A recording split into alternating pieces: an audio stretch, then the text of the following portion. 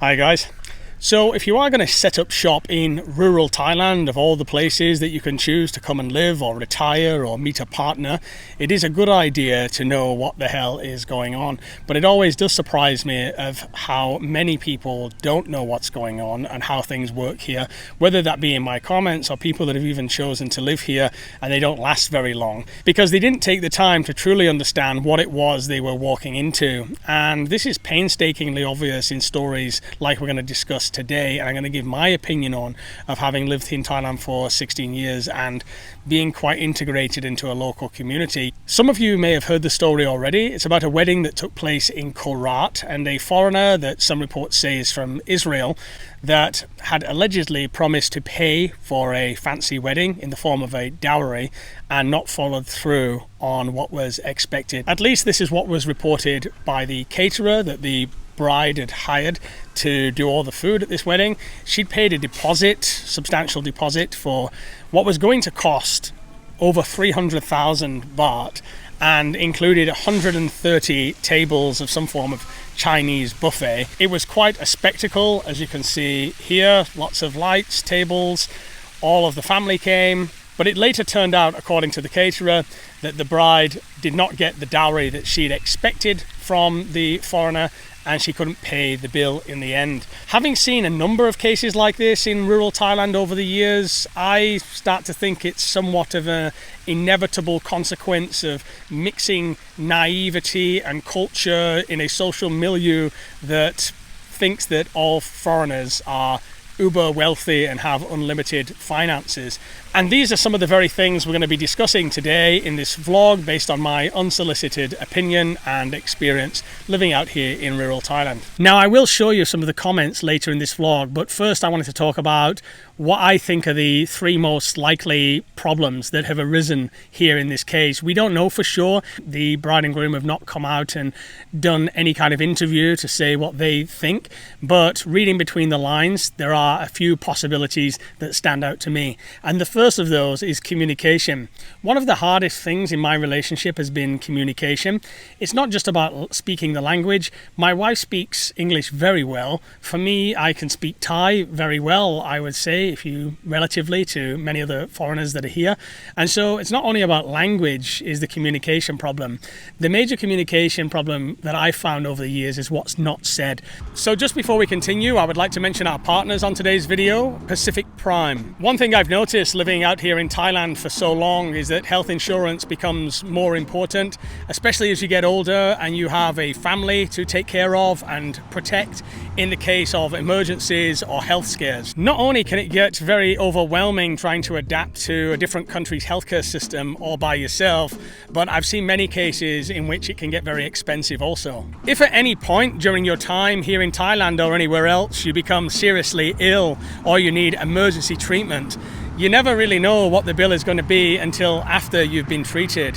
And trust me, that is not the time that you want to worry about how much is all of this going to cost. To keep you and your family protected, Pacific Prime compare policies from many different providers to offer you the best flexible plans that include inpatient, outpatient, chronic disease, and much more. The important thing is, and why I like Pacific Prime, is that they are a real independent broker based in Bangkok. They have a physical office that you can pop in and have a one-to-one chat with them. So they're not just an online service, is what you usually see in Thailand. Their English-speaking team can help you with all of the complicated paperwork and connect you with the top hospitals across Thailand from locations such as Bangkok, Phuket, Pattaya and Chiang Mai, just to name a few. So if you would like to keep yours and your family's health protected and you want to deal with an experienced team, you can check out this QR code here on screen, which will take you directly to their website, or you can check out the link below in the description and the pinned comment. Now, if we look at this case, clearly there's been a massive bill for, I think it's 325,000 baht for the catering. Pretty extravagant, to be honest. 130 tables is pretty out there. And even a lot of Thai people have come back and said this is a very big wedding. Compare that to some of the local weddings that I see here in the village. Maybe you're talking like 10x what a smaller rural wedding might have. And then the question becomes, did he actually know what was going on? Was this actually explained to him, or was it purposely or unintentionally kept quite vague? When it comes to building at our home as well, which is currently happening, trying to get a figure for how much it's going to cost is particularly difficult. It is vague. It almost, the answer comes back, well, we don't know. And so I do wonder if communication actually did play a big role in this problem here. But this leads me on to the number 2 factor. And this is, if you're a foreigner here and you're living in rural Thailand, it is your job to know what the hell is going on. It's not an excuse to say, well, I didn't know, she just planned it, I didn't know what she was going to do, I didn't know how much it was going to cost. In my experience, and this is just a personal experience, in relationship, if you're not going to be a leader in relationship and you're not going to lead a relationship from the front, that doesn't mean dominate a relationship, but to lead like with confidence and intellect, and to know what's going on in your world, in your environment, then you're going to get trampled on if you don't do that. At the end of the day, if you're the one paying for it and you don't have a lot of money that you know is guaranteed to cover any cost that might come up, it's your job to explore that and make sure that you can afford it. Which brings me nicely to the third point, especially living out here in a rural village. There's not a month that goes by that our Yai at the house doesn't get approached and asked, do you know any Farang for me or for my daughter? Now, they're not asking, can you find me a nice guy, a trustworthy guy, or even a good-looking guy. They're not asking, can you find me a guy that shares my hobbies, whether it be, drinking rice whiskey or watching soap operas or whatever it is that they may be into. They're not asking those questions. They're asking, can you find me a foreigner? Now, this is often because in some families in a rural village, a foreigner husband, scoring a foreigner husband, can be seen as a lottery ticket. The foreigner can be seen as a limitless ATM, and often there's no distinction of, well, does he have a job? Like, how much does his job make? And what is the level of unlimited funds? Sometimes there is a view of, well, he's a foreigner, so he must have, millions of baht coming in every month. But we know, as most foreigners, and many Thais know these days in the credit, we're going to go through some comments in a moment, they also know that the foreigners are not an unlimited piggy bank which they can just pay for anything. And so I imagine that in this case what could have happened, again we don't know, is that there was just the presupposition that anything could be spent on the wedding. You spend whatever you want, it is paid for because I won the lottery, I met a foreigner, and that foreigner's got big money. Sometimes what happens is the foreigner is trying to jib means to flirt, is flirting with the Thai girl and maybe say, I've got a lot of money and I'll take care of you and all this thing. Don't worry what it costs, thinking that it's a rural Thailand village, so maybe it only costs 200 quid or something. Don't worry about it. And then the girl has just thought, well, I've got a blank check to do whatever I want to do and spend whatever I want to spend. I mean, these are just the realities of the situation, guys. I'm not trying to draw any stereotypes or say that all Thais are this way.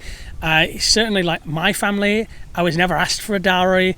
I never paid a dowry. We never even had a wedding. My wife's sister, her husband, who is Thai, paid a dowry to my wife's family. I think it's around 300,000 baht, and my wife's family gave it back to them and basically paid for the wedding. And that could have been what was happening in this situation, It wasn't that they were pocketing the dowry, trying to keep the money for the dowry, but that they were planning to spend the dowry on the wedding and give it back. That happens a lot these days in rural Thailand. It's not just that rural Thailand families are money grabbing.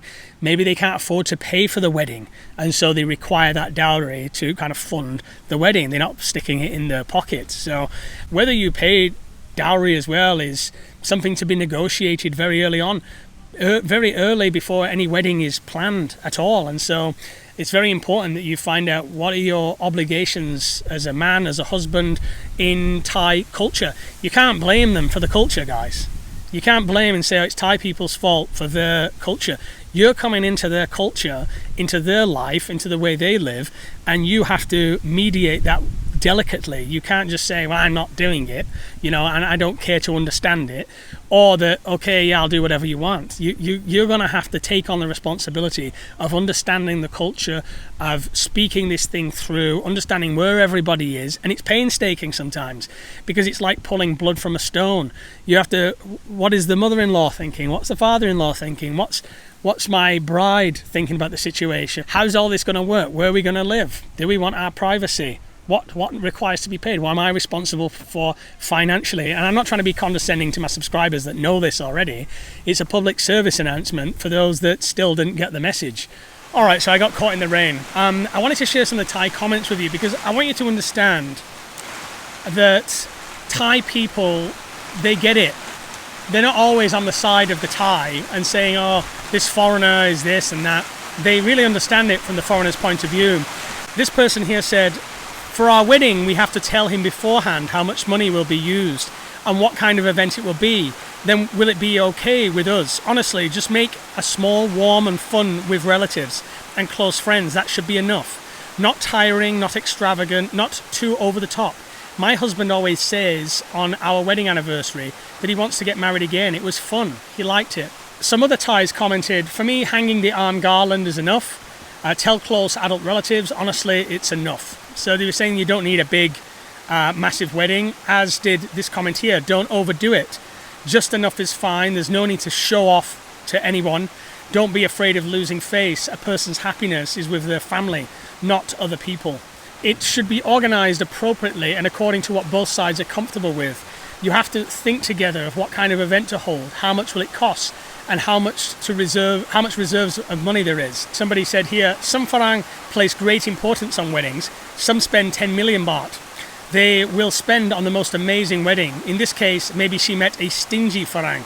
Otherwise, the two sides, the groom and the bride, didn't talk or understand each other. So these are some of the comments and the feedback of the situation. I think when you boil it down as well, though, you just got to make sure that you're not marrying somebody that wants you for money, and that you marry somebody that you can be certain after a number of years wants you for who you are, just like anywhere else in the world. It's not an exclusively Thai phenomena as well.